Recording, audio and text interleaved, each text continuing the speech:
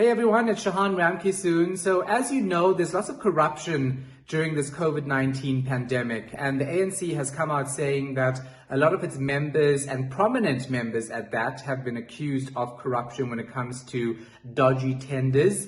So I wasn't buying it, and I spoke to the party spokesperson, Pule Mabe. I gave him a difficult time because we've heard it all before, right? The party has said for years that it's going to fight corruption. It came out with another statement saying it's going to fight corruption, but I wasn't taking that very seriously. Here's parts of that interview I did with Pule Mabe.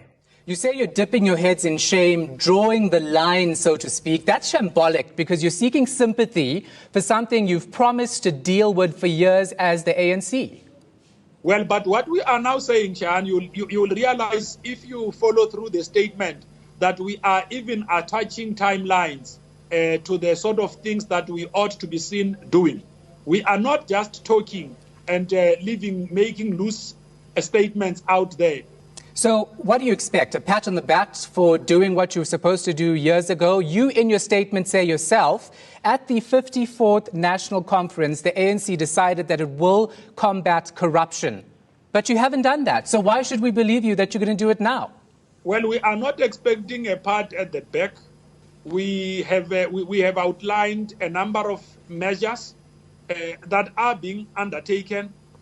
The promise and commitment we are making to the people of this country is that where cases are handled by law enforcement agencies, as an interested party ourselves, we will be monitoring the progress to make sure that we give our people the sort of confidence required. You have a track record. We're not saying that we don't trust the ANC without good reason.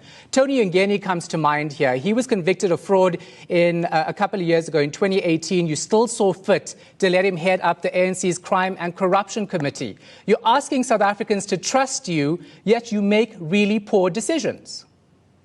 Well, I don't think so. I think we need to be fair to the party. All of those. Why? In the party that has the party been fair in its fight against corruption?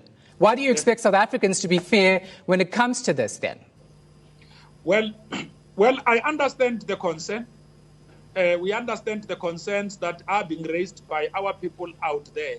Our people need action. How long do you expect South Africans to put up with this nonsense? It's outrageous. Well, Shahan, let's hold hands together here with yourself. No, I don't want to hold your hands about this. You should be ashamed about the corruption in the organization. What I'm saying is, Pule, we need action from the ANC. You're taking this nation for fools with years of promises and no action. When do we see politicians and politically connected individuals in jail?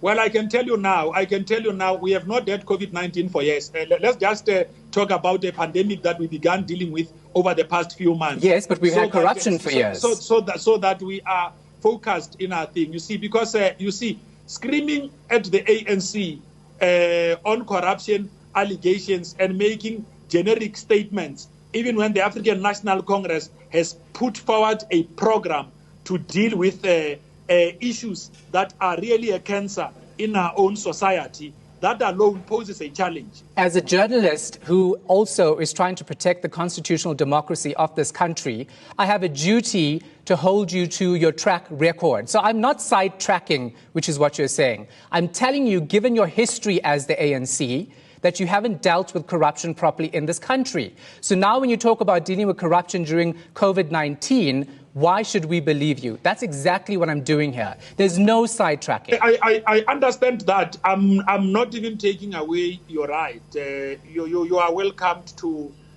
probe the work that we are doing without fear.